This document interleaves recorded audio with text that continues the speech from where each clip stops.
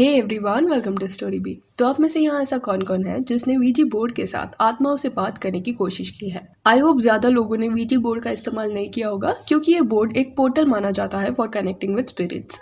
And आज हम ऐसी एक लड़की की कहानी देखेंगे जिसने वीजी बोर्ड को गलत तरीके से यूज किया एंड उसके इस्तेमाल के कुछ दिन बाद उसकी मौत हो गई। कुछ लोग ये सब अंधविश्वास कह के टाल देंगे एंड इवन ऐसे कुछ सुपरस्टिशंस भी है जिसमें I don't believe, but that doesn't mean कि I don't believe in the concept of life after death. And just because science कुछ चीजों को एक्सप्लेन नहीं कर पाता दैट डजंट मीन ऐसी चीजें एग्जिस्ट नहीं करती। तो कहानी शुरू होती है स्पेन से। 1990 का साल था। मैड्रिड शहर में एक टीनेजर थी जिसका नाम एस्तेफेनिया था। वो 15 साल की नॉर्मल लड़की थी एंड हर रोज की तरह एक दिन वो स्कूल जा रही थी। एस्तेफेनिया के स्कूल में दो खास दोस्त थे एंड वो दो लड़कियों में से एक लड़की के बॉयफ्रेंड का कुछ दिन पहले ही मोटरसाइकिल एक्सीडेंट के चलते मौत हो गया था। इस वजह से वो जो लड़की थी उसने वीजी बोर्ड का सहारा लेने का सोचा। उसे लगा कि अगर वो वीजी बोर्ड का रिचुअल करेगी तो शायद वो फिर से उसके बॉयफ्रेंड से बात कर पाए, बट ये रिचुअल करने के लिए उसे और दो लोगों की जरूरत थी। तो उसने उसके एक दोस्त एस्तेफेनिया को स्कूल में मिलकर वीजी बोर्ड के बारे में बताया, जिसके बाद ब्रेक के दौरान तीनों लड़कियां स्कूल के बेसमेंट में चली गई एंड वीजी बोर्ड के साथ रिचुअल करना उन्होंने शुरू कर दिया। तीनों ने पहले तो एक दूसरे का हाथ पकड़ा एंड बीच में वीजी बोर्ड रख दिया एंड सर्कल बना के बैठ गई, जिसके बाद they tried contacting the spirits. And कहा जाता है कि रिचुअल के दौरान उन्होंने किसी एक स्पिरिट से कॉन्टैक्ट भी कर लिया था एंड वो रिचुअल के मिडवे तक पहुंच गए थे। पर तभी वहाँ स्कूल की एक नन आ गई एंड उन्होंने ये सब देखा एंड उन्होंने वो लड़कियों को रोकने की कोशिश की एंड वीजी बोर्ड को हिला दिया, जिसके चलते वो बोर्ड टूट गया एंड रिचुअल बीच में ही इंटरप्ट हुआ। नन को लगा था कि अगर वो ऐसा करती है तो वो लड़कियों को बचा लेगी, पर ऑलरेडी देर हो चुकी थी। पोर्टल खुल चुका था क्योंकि जैसे ही बोर्ड टूट गया एस्तेफेनिया को सीजर्स आने लगे एंड एक सफेद धुआं भी उस रूम से निकला। जो क्या था ये किसको नहीं समझा। एंड वीजी बोर्ड के बारे में ये बोला जाता है कि अगर सियांस यानी कि मृत लोगों से बात करने की प्रक्रिया शुरू की जाती है बोर्ड की मदद लेके, तो एंड में गुड बाय बोलना जरूरी है सो दैट पोर्टल क्लोज हो पाए। पर इस केस में ऐसा नहीं हुआ था, जिसके बाद ये तीनों लड़कियों को वो नन ने बेसमेंट से जाने के लिए बोला एंड ये तीनों फिर स्कूल के बाद अपने अपने घर चली गई। घर जाने पे एस्तेफेनिया के जो दूसरे दो दोस्त थे उन्हें कुछ खास वीजी बोर्ड के सियांस के बाद फर्क नहीं पड़ा, पर एस्तेफेनिया बदल सी गई। उसकी फैमिली ने उसके बर्ताव में एक बदलाव देखा। एक लड़की जिसे कभी सीजर्स का प्रॉब्लम नहीं था, उसे अभी वो सियांस के बाद बार बार सीजर्स आने लगे थे। वो काफी आक्रामक भी हो गई थी। घर आते ही वो अपने भाई बहनों से लड़ने लगी एंड जब वो अपने भाई से लड़ रही थी तो झगड़े के बीच में शी स्टार्टेड बार्किंग टू।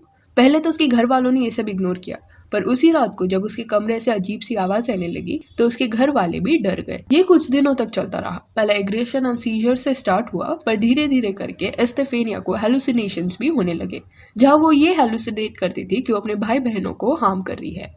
कई बार एस्तेफेनिया को लगता था कि उसके रूम के बाहर कोई इविल शैडो घूम रहा है। इसके बारे में उसने अपने पेरेंट्स को भी बताया कि उसे ये इविल शैडो दिखाई देता है एंड डरावनी आवाजें सुनाई देती है। पर क्योंकि उसके पेरेंट्स को समझ नहीं आ रहा था कि ऐसा क्यों हो रहा है, तो उसे डॉक्टर्स के पास लेके गए। कई अलग अलग डॉक्टर्स ने एस्तेफेनिया की हालत पर की, पर किसको समझ ही नहीं आया कि अचानक से एक हेल्दी टीनेजर के साथ ऐसा क्यों हो रहा है। धीरे धीरे करके वो बीमार पड़ने लग गई। ये सब वो वीजी बोर्ड के इस्तेमाल करने के बाद से ही शुरू हुआ था एंड कुछ 6 महीने तक ये सब चला। जिसके बाद एक दिन घर में एस्तेफेनिया के पेरेंट्स रोजमर्रा का काम कर रहे थे एंड उन्हें एस्तेफेनिया कहीं दिखाई नहीं दी, तो वो उसके रूम में गए उसे बुलाने के लिए। जब वो उसके रूम में गए तो वो उन्हें एक अजीब हालत में मिली। वो ना बोल रही थी ना हिल रही थी। ट्रांस लाइक स्टेज में उसकी बॉडी चली गई थी। कुछ लोगों ने ये भी बोला कि सीजर्स के चलते एस्तेफेनिया कोमा में चली गई, पर जब उसे उस हालत में हॉस्पिटल लेके जाया गया तब वहाँ के डॉक्टर्स ने बताया कि एस्तेफेनिया हैज पास्ड अवे। 15 साल की उम्र में वो चल बसी थी।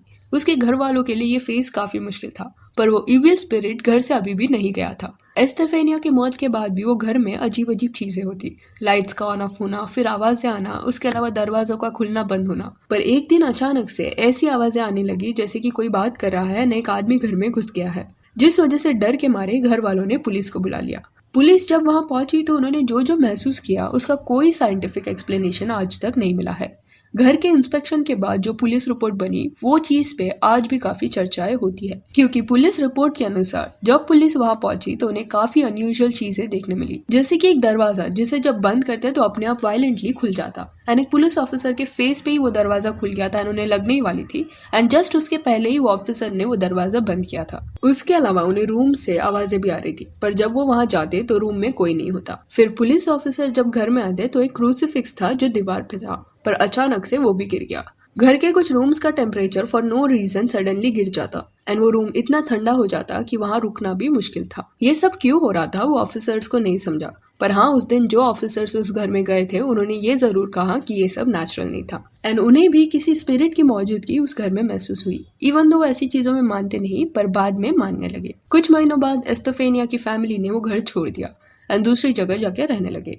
नए घर में ऐसा कुछ नहीं हुआ तो उन्हें समझ गया कि वीजी बोर्ड के इस्तेमाल करने के बाद कोई तो बुरी चीज एस्तेफेनिया के साथ घर चली आ गई थी एंड वो जगह इस वजह से हॉन्टेड हो गया था। कई लोगों को शायद ऐसी कहानियों पे विश्वास करना मुश्किल लगता होगा, पर ऐसी कई कहानियां आपको मिल जाएगी जहाँ सियांस एंड रिचुअल की मदद से लोगों ने मृत लोगों से बात करने की कोशिश की एंड सियांस करते वक्त अगर कुछ भी चीज गलत हो जाती है तो वो लोग डार्क इवेंट्स में फंसते चले जाते हैं। इन्फेस्टेशन फिर पोजीशन ये कुछ ऐसे वर्ड्स है जिसे साइंस पहचानता नहीं, पर लाइफ आफ्टर डेथ ये ऐसा कंसेप्ट है जिसका जवाब किसके पास भी नहीं है। तो सोल कहाँ जाता है ये जब जवाब मिल जाएगा तब शायद ऐसी और भी कहानियां सामने आएगी, पर अभी के लिए ये जो कहानी हमने सुनी वो रियल लाइफ इवेंट पे बेस्ड थी। एस्तेफेनिया ने जो जो वीजी बोर्ड के इस्तेमाल के बाद अपने घर वालों से कहा और उसके जाने के बाद उसके घर वालों ने जो जो वो घर में महसूस किया ये सब 1990 में प्रेस में छापा भी गया था। एंड पुलिस रिपोर्ट भी जो फाइल हुआ था वो आपको यहाँ दिख जाएगा। ये कुछ और लैंग्वेज में है बट इसका जो ट्रांसलेशन है वही मैंने आपको पहले बताया था। सो या दैट्स इट। क्या आप पोजीशन वगैरह में विश्वास करते हो एंड क्या आपने कभी ऐसी कुछ चीजें फर्स्ट हैंड महसूस की है या किसी पोजेस्ड पर्सन को देखा है? तो आपकी कहानी जरूर बताना।